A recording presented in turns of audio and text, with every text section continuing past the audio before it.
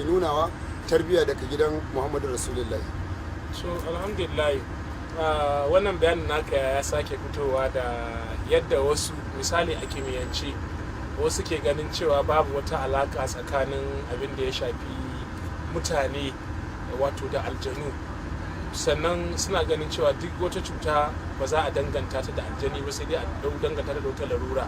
Yaya za ka kara fito mana da abin sosai? Abubuwan guda biyu ne, sai mu fara ta kan matsala. Masu ba da matsala akwai masu ba da matsala guda biyu. Masu ban hanya da ake kiranta ta bori, to shi dan adam ya riga ya san hanyar gaskiya, sannan ka zo mu da wani abu ne zo da yaudara da ya gani zai gane. To su masu bori matsalar su a gurin su ne, amma kamar mu da muka yi ilimi a manyan littattafan aljanu kamar irin su jawahirin lama'ata abu ma'asharar balaki man ba'u da usumul hikima a kamar hakimu ismullahu azam a kabarin sa'atu ya karijin jinni fi jasadin nasi da qur'anul azimu. Babu yadda za a yi muka kallaci na muka kawo zancen yaudara ko karya, tun da mu duk abin da za mu kawo maka za mu ce gahi mun koyi shi daga ma'aiki. To shine bambancin mu da wancan abu biyu. To kuma wancan bangare da su kimiyya suna aiki ne da zahiri, sai abin da ido ya gani. Yanzu kamar ni kaga ina cikin kungiyar masu duba folio na jiha Kano. A Kano municipal ni ne wakilin su wanda folio ita ce shan inna. To kaga bambancin inna din nan da folio, bambancin su shi ita inna ta fi kama matasa, shi kuma folio daga yaron da aka haifa daga yau zuwa shekara 10 zuwa 7 a nan matsalar folio take. Amma shi aljani wanda zai zanto cewar imaki mutum hannu ya shanye kafa ta juya, a wannan an fi samu kuma daga balaga ne zuwa rayuwar mutum, nan aljanu suke illa ko budurwa wacce ta isa aure nan suke haifar da ita. To bambance wannan sai mu sai su, tsakanin mu a haɗa muke da likitan nasara da mu masu gargajiya, uwan mu ɗaya uban mu ɗaya, mun fuskanci juna. Amma wasu ne daga cikin mu waɗanda suke ba su da ilimin abin suke yaudara don su samu kuɗaɗen mutane. Salamu alaikum. Menene abin da za ka gaya mana dangantakar da ke tsakanin aljanu da kuma da mutane da kuma magunguna? To mu ɗauki dangantaka. Yanzu kamar ni Amadu Ali ina da mata guda biyu. Ɗaya matata ɗan adam ce, ɗan adam ɗin nan kuma da nake aurenta yanzu ma ba wuce wata biyu ba Allah nufa ta haihu. Sai kuma ina da uwar gida ita kuma aljana. Ita aljanan nan ina aure da ita yau shekarar mu 9. ‘Ya'yanmu ɗai haƙƙi zuwa ‘ya'ya 4 muka haifa, akwai 2 mata 2 maza.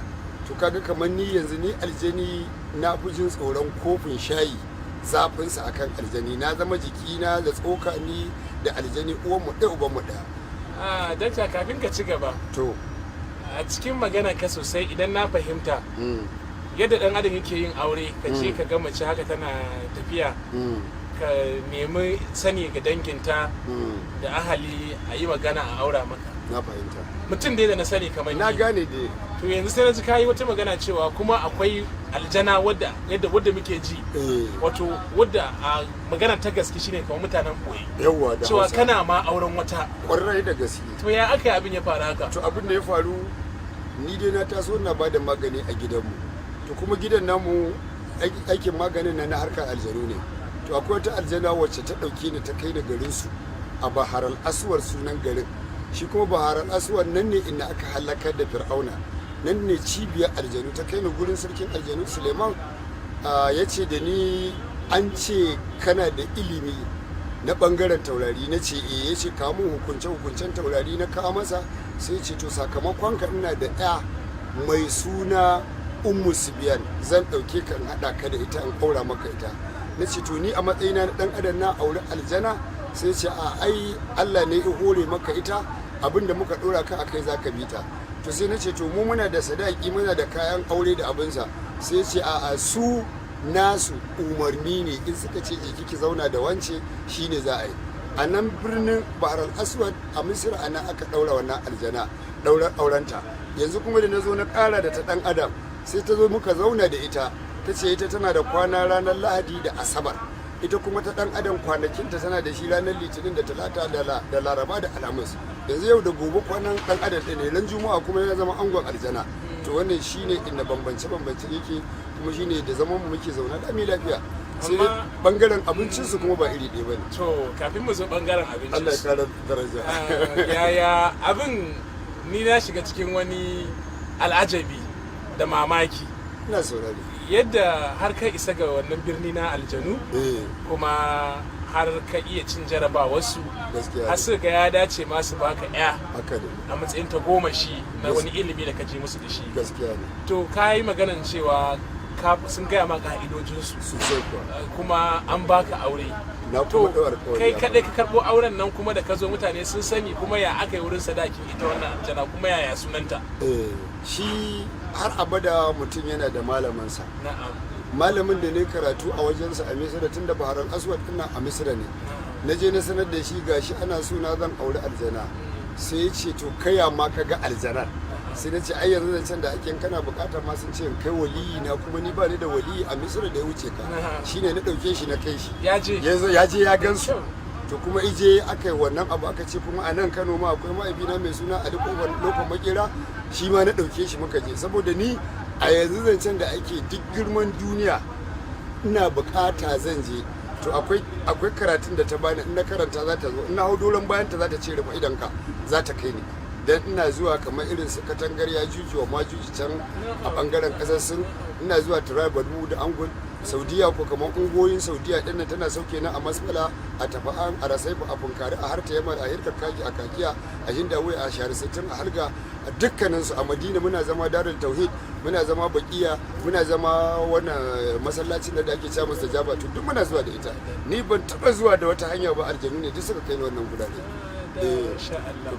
to abin da nake so kuma mu fahimta a nan kun yi haihuwa har yara hudu maza biyu mata biyu to yanzu za su kai shekara nawa da shekara wannan muka fara haifa namiji ne shi namijin nan ana kiransa Ibrahim a yanzu duk mai harkar aljani inda ya neme shi shi ma yana fitowa ana ganin sa a bangaren nema to Ibrahim din nan yana nan tare da su akwai kuma karaminsa shi kuma duk juma'a ma ina zuwa hannan yana gaishe ni in ya gaishe ni kuma ya koma wajen mahaifiyarsa akwai kuma babban Yesu ita kuma ana kiranta Zainab ita kuma karamar ita kuma ana kiranta Firdausi to ni suna nan suna zuwa kuma waɗannan su ne ƴaƴan da aka to wani tarihi kai mai ƴaƴan nan kai tun da kai dan adam ne kuma su ma sun fito a jinsi biyu na fahimta wato sashin aljanu da sayin kuma mutum yawa to ni shawarar da na basu duk sanda za su zo su ziyarce mu su zo muna a sura ta dan adam kai su zo a sura ta aljani dan ni nakan ga surorin aljanin akwai masu zuwa kaman kwarangwal akwai masu zuwa kaman namun daji akwai masu zuwa da fuka-fukai da sura dai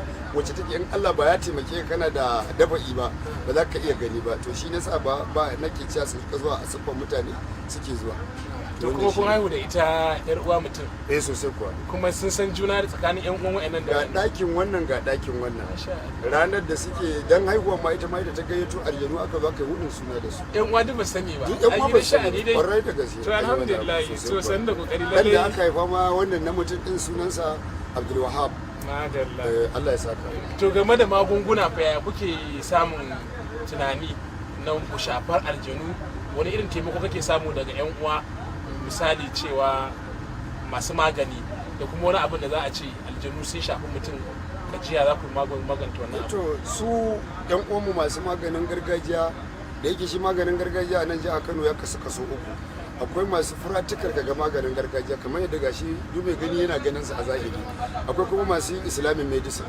akwai kuma waɗanda ake kiransu yan siba to su kuma yan siba nan su ne masu talla alasifika da masallatai to mu masu zahiri masu tsantsan maganin gargajiya to mu a tsakaninmu muna da musanyan ciwo in aka kawo maka feshin babbarin ka bai ka ce a kaiwa ne in aka kawo maka kai ma babbarin ka da bai ce a kawo maka to muna da fahimtar juna kuma muna zaune lafiya a tsakaninmu to wannan haka shine kaɗan daga cikin bangaren ma'amalar take ka yi bayanin aljanu sosai daidai gwargwado to kuma wasu aljanun nan suna da garuruwa idan suna da garuruwa ya garuruwan suke sannan kuma ina ne babban birnin su kamar yadda muke da shi kuma Allah ya saka mu da alheri to ai abin da zamu fara su aljanu mai Allah ya hada ya halitta su a duk dan adam dai an san kasa mani da kudura Allah ya hada ya zama dan adam to mu su kuma aljanu jinsin su wasu abubuwa ne guda hudu akwai azurfa akwai tagulla akwai wuta aka yi su aka hada su aka halitta su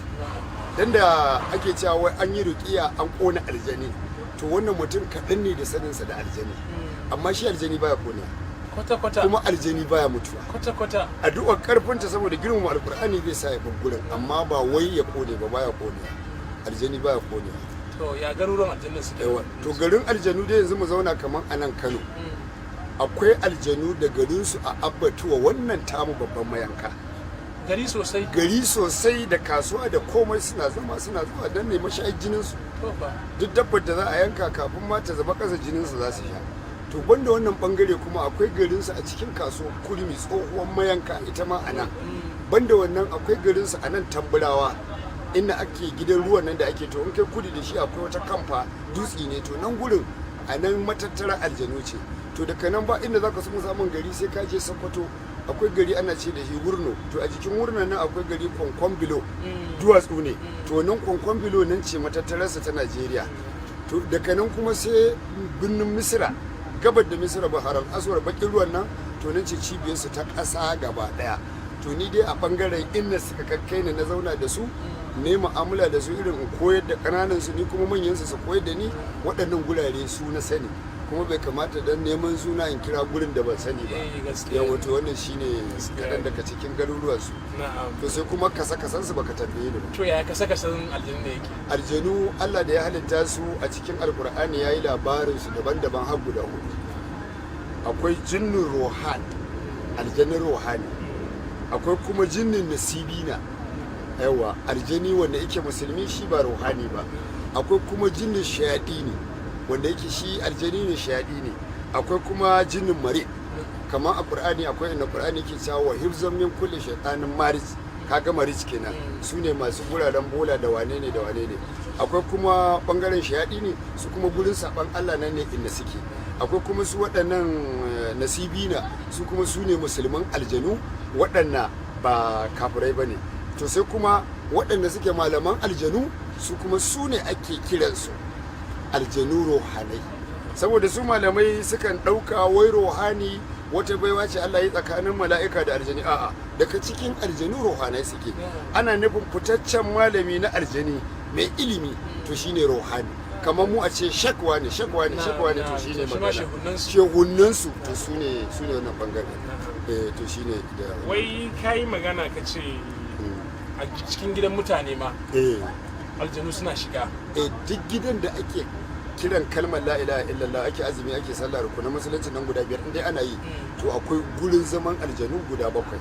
Kofar gida, gurin zuba shara, sai kuma bangaren nau'in hura wuta, sai wajen ruwa, sai ban daki, sai kofar da za a shiga gida, sai kuma shimfiɗar da za a kwanta a bacci ko a kwanta a auratayya da matar aure. To ka'ida wannan haka rasulullahi ya tabbatar mana. Masha Allah. Dr. Ahmad Ali Kofar na isa, lallai bayanan naka suna da yawa, kuma kamar yadda kai mana bayani cewa a nan jihar Kano ma akwai matattara ta aljanu. Gurare ga suna sai kai magana musamman babban mayanka ta jihar Kano, wato Abbatuwa da take nan wurin Kofar Mazugal ko? Amma abin da na ban gane ba, kace suna shan jini. To su yanayin abincin su kenan ko kuma dai suna da abinci? Abincin da aljani yake ci guda 5 ne. Abincin su na farko jini. Kowane irin aljani? Kowane aljani. Har ita uwar ɗakin? Har gaba ɗaya. Har mata ta ma zuwa nake so in kawo mata. Jini, bargo, sai zuma, sai kuma nau'i na bangaren nono, kamar madara. To wannan suna amfani da su, sai turare, to shine abincin aljani. In ya canja daga wannan, to kuma ba ilimin aka zo da shi ba, son zuciya. To amma kuna iya shiga tsakanin mutane da aljanu, ko mutane su yi musu laifi, tunda mu ba ma iya ganin su, su ne suke ganin mu, kuma ga su a cikin guri daya ake mu'amala. To yaya kuke iya gane cewa mutane sun taba aljanu ko kuma su aljanu sun taba mutane? Yanzu ni kamar ni yadda ni nake a nan, su aljanun sun naɗa ni ne wakilinsu a nan Najeriya. Duk wannan in musu laifi ni za a ƙara. Sannan kuma ko sati ba a yi ba, akwai matar da take an mata aure, zaman ya gagara, sai aka bugo ta, sai aljanin da kansa ya ce to ku zo mu je kofar mata. Sai ga ta a cikin yanayin aljanin suka to da 'yan uwanta. An yi sallar juma'a nan, wannan juma'a da ta wuce, sai na zo na ce salamu alaikum, sai ya ce ai ni ba a min sallama. Na ce to dan mama ne ko ku abba ko kuturu? Sai ce shi dan mama ne. Na ce karne dan karniya, shagiya kai kuka, ba ka sallah ba ka salati, ina